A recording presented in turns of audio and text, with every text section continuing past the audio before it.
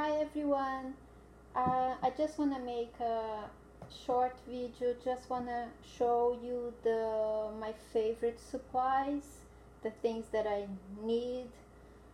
And it was hard for me at the beginning to find the best glue and things like that. So, and people ask me, oh, what is the glue that you like, things like this. So I decided to show you what are my favorite ones. And I'm not an expert on anything. I'm just doing this since last year, but they work for me. So I just want to show you, maybe it will help you if you are a beginner and you don't know. So I think this might help you. For glue, I like the 3-in-1.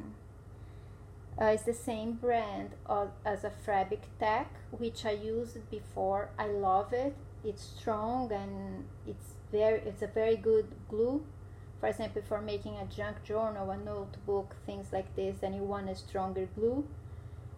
But the fabric tack smells so bad, it gives me a headache. So I found this one is the same brand, and it still smells bad, but it's not as bad as the fabric tack. So this is the glue I like to use if I want to make the pages of a notebook or a junk journal, or if I want to glue a tuck spot or an envelope on the journal. I like to use this. If I want to make a cover, if I want to glue the fabric on the cover of a journal or a large piece of paper on the cover, then I would like to use the Tacky Glue, which is stronger and is much better for a larger area. And I apply the Tacky Glue. I will glue on the cover of the book. For example, I will apply the Tacky Glue with a paintbrush on the fabric.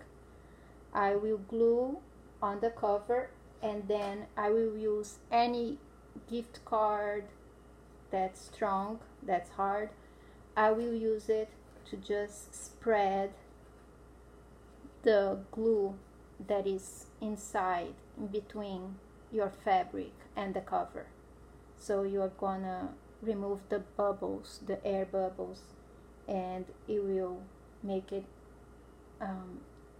all smooth. So that's how I do it.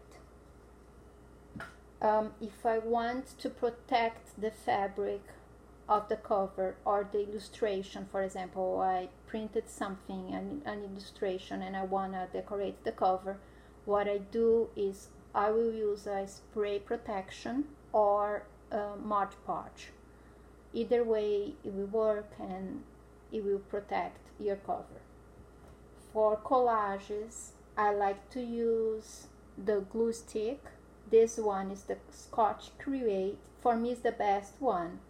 And this is a permanent.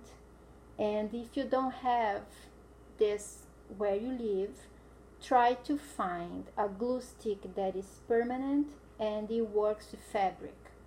If you find a glue stick that works with fabric, it will be much stronger, much better than one that glues only paper. So try to find one that works with paper and fabric, and it's a permanent one. For me, this is the best one. And for cutting, of course, a large scissors is the best, but if I'm cutting cutout pieces from books, or if I print something, usually I cut from vintage books. And what I do is I use little scissors. The smaller scissors, the little ones, they will work the best to cut out, to do the covers, you know, the curves and all the little pieces. The small little scissors are the best ones.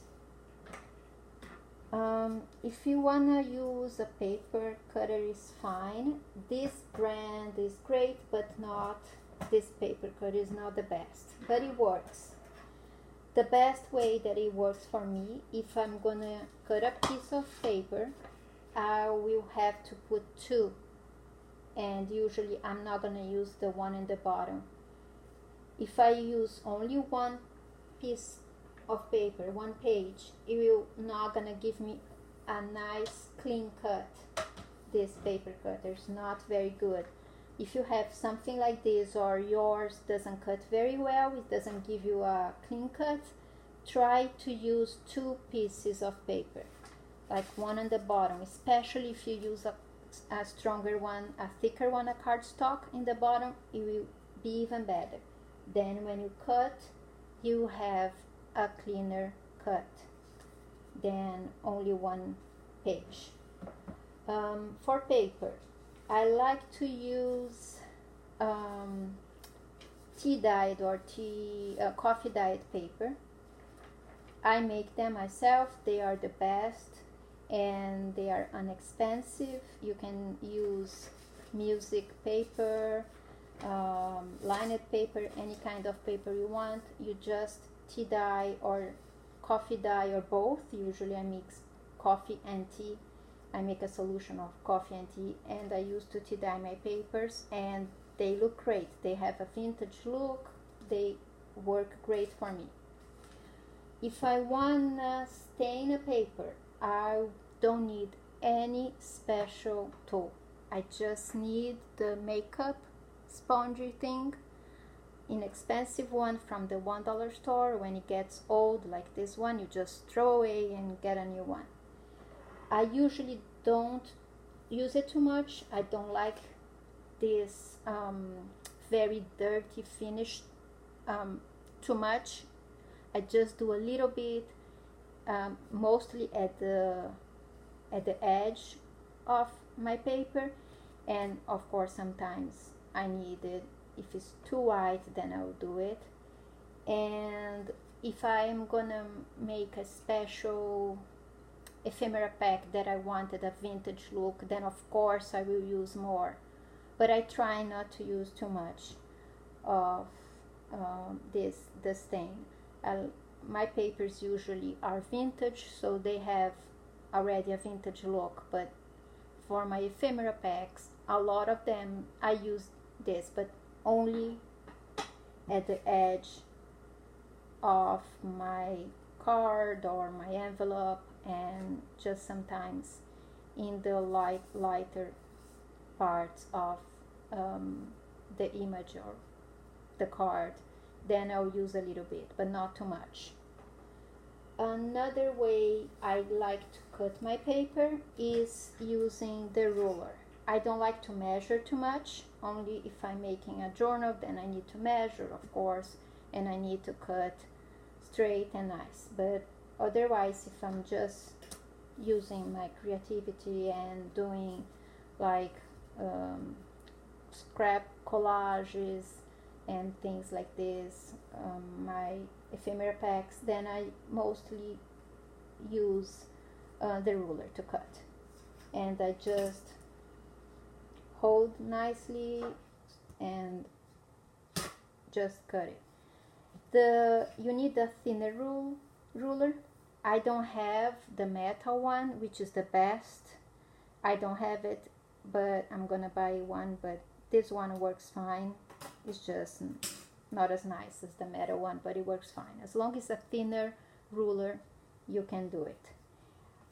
When I am, I guess, what's the call, like hand ripping your paper, I think that a lot of people know this, but I didn't know until I found by accident one day. If I'm gonna rip a paper, I will have, of course, the white left over on the other side of the paper.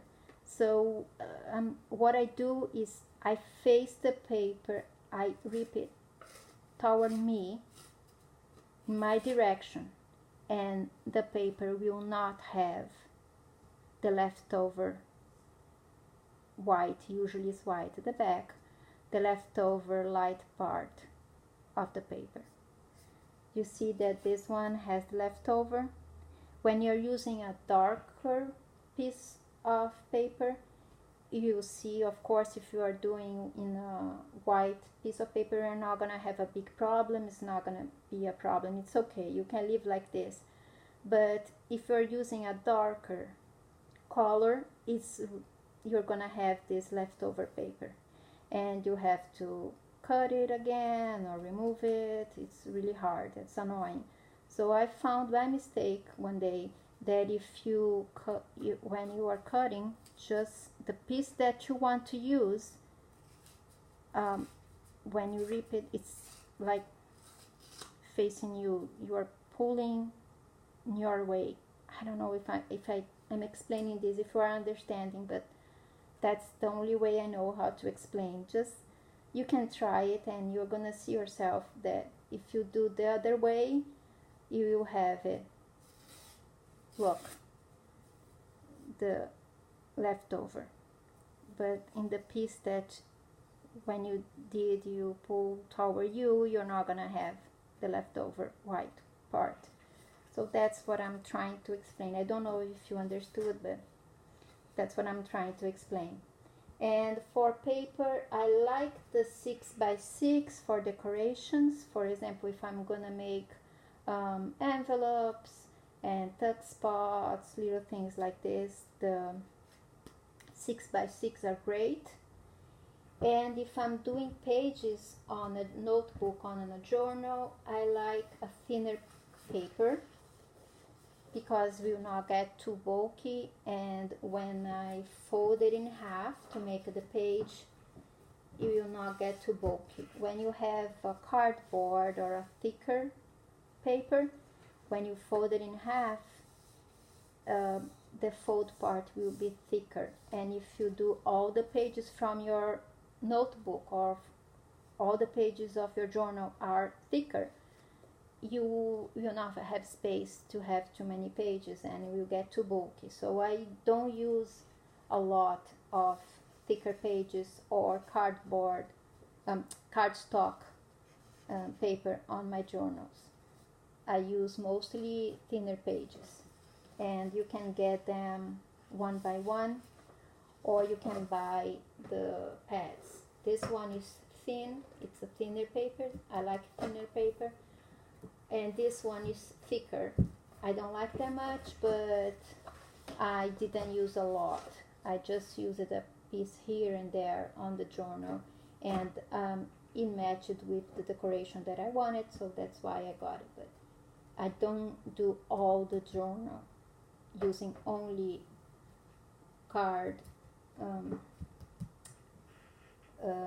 thicker paper. So those, I think, I don't think I have anything else that I want to share. I think that's it. Those are my tips and my favorite supplies, and I hope you guys understood, and I hope this will help you if you are a beginner and you don't know what you should buy. So I don't know if you have exactly the same glue where you live, but you can try to find a glue that works for fabric, but it will glue fast, so you have to move fast. There's no time for mistakes with this one. That's the only thing, the only problem with this, besides the smell that is too strong, is that you have to work fast. If you make a mistake, sometimes you cannot just remove the paper and fix it. So be careful with this glue, but it works really nice for me. And I hope you understood, and I hope this will help you. So thank you so much for watching. Bye!